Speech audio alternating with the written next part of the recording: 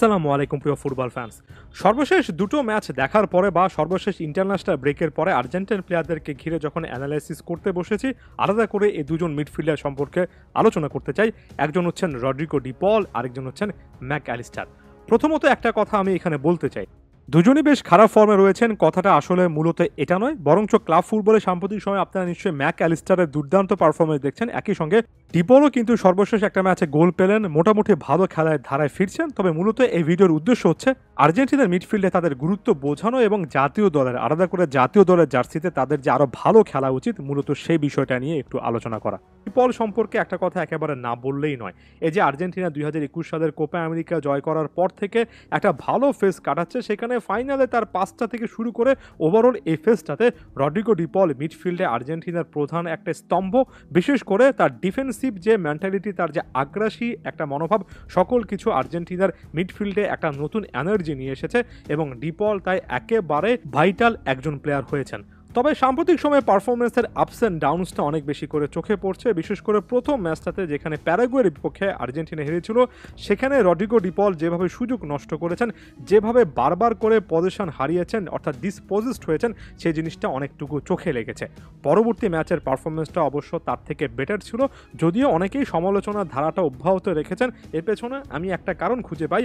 আমার কাছে মনে হয় আর্জেন্টাইন ফ্যানেরা কিংবা ফুটবল ফ্যানেরা ইন জেনারেল যখন একজন প্লেয়ার সম্পর্কে নেগেটিভিটি খুঁজে পান, এর আগের ম্যাচে তার খারাপ ফুটবল দেখে পরবর্তী ম্যাচে আরেকটু বেশি করে ক্রিটিক্যালি দেখার চেষ্টা করেন, যে কারণে ভুলগুলো আরও বেশি করে চোখে পড়ে।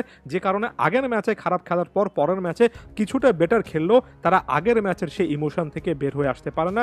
রড্রিগো ডি পলের সর্বশেষ পেরুর বিপক্ষে ম্যাচের পারফরমেন্সটা ভালো ছিল, তবে আমি ওই যে বললাম আরও ভালো করার সুযোগ আছে এবং একটা জায়গায় ডি পলের অনেক উন্নতি আনা দরকার, সেটা হচ্ছে বলের পজিশন না হারানো এবং সেটা হচ্ছে বারবার ডিসপোজেস না হয়ে যাওয়া। অর্থাৎ বল পায়ে থাকলে অনেক সময় রড্রিগো ডি পল বলটা হারিয়ে ফেলছেন, এটা এর আগের ম্যাচেও দেখেছি, সর্বশেষ ম্যাচেও দেখেছি। এই জায়গা থেকে ডি পল এখনও অনেক ভালো কিছু করতে পারেন। আরেকটা জায়গায় রড্রিগো ডি পলের আসলে উন্নতি আনতে হবে, সেটা হচ্ছে লং রেঞ্জ শট, দূরপাল্লার শট, যেখানে আর্জেন্টিনার মিডফিল্ডে একটা অভাব স্পষ্ট যে ডি বক্সের বাইরে থেকে লং রেঞ্জ শট কেউ নিতে পারেন না। সেখানে ডি পল একটা সময় সম্ভাবনাময় একটা নাম ছিলেন, তবে সাম্প্রতিক সময়ে অনেক মিস করছেন, গোল পোস্ট বা বারের আশেপাশেও থাকছে না। এখানেও ডি পলের ইমপ্রুভমেন্টের অনেক সুযোগ একেবারে ক্লিয়ারলি আছে। আরেকজন প্লেয়ার সম্পর্কে আলোচনা করবো, প্লেয়ারটার নাম ম্যাক অ্যালিস্টার। ওয়ান্স অ্যাগেন খুব বেশি খারাপ খেলেছেন সেটা বলবো না, তবে ম্যাক অ্যালিস্টারের কাছ থেকে আমি এর চেয়ে বেটার পারফরমেন্স আশা করি। পেরুর বিপক্ষে ম্যাচে বেশ কয়েকটা হাফ চান্স পেয়েছিলেন, সেগুলো কাজে লাগাতে পারেননি। ম্যাক অ্যালিস্টার আরেকটু ক্লিনিক্যাল হলে, ফিনিশিং নিয়ে আরেকটু কাজ করলে অন্তত একটা গোল পেতেই পারতেন, বিশেষ করে পেরুর বিপক্ষে ম্যাচ।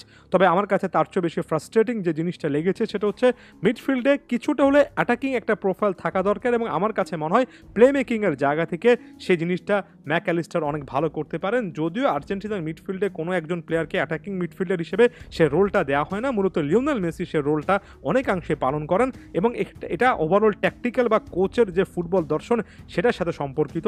এটা নিয়ে আমি হয়তো বা ম্যাক অ্যালিস্টারকে অনেক বেশি করে দোষারোপ করতে পারি না, তবে ওভারঅল ম্যাক অ্যালিস্টারের যে স্কিল, তিনি যেভাবে কি পাস জেনারেট করতে পারেন, তিনি যেভাবে চান্স ক্রিয়েট করতে পারেন, সেটা সাম্প্রতিক সময়ে আর্জেন্টিনার জার্সিতে খুব একটা বেশি কিন্তু দেখছে না। অথচ একটা সময় ব্রাইটনের জার্সিতে এই জিনিসটা তিনি খুবই ক্লিয়ারলি করতে পারতেন। আশা করব ম্যাক অ্যালিস্টারও সেই জায়গা থেকে ইমপ্রুভমেন্টের যে সুযোগগুলো আছে সেগুলো আসলে নেওয়ার চেষ্টা করবেন, কারণ আর্জেন্টিনার মিডফিল্ডে ইনফর্ম প্লেয়ার দরকার। বর্তমান সময়ে এনজো ফার্নান্দেস আরও একবার সিডিএম এর দায়িত্বটা হয়তো বা পালন করছেন, যদিও সর্বশেষ ম্যাচে রড্রিগো ডি পলকেও সেই পজিশনে দেখেছি। তবে ওভারঅল একটা ব্যালেন্স তৈরি করার জন্য মিডফিল্ডারদের খুবই অন টপ পারফরমেন্স দরকার, যেটা মিসিং পয়েন্ট, যে কারণে ক্লিয়ার কাট গোলের সুযোগও কিন্তু তৈরি হচ্ছে না। রড্রিগো ডি পল ম্যাক অ্যালিস্টারের খেলার এই ইমপ্রুভমেন্টের জায়গাগুলো একেবারে দিনের আলোর মতো স্পষ্ট মনে হচ্ছে।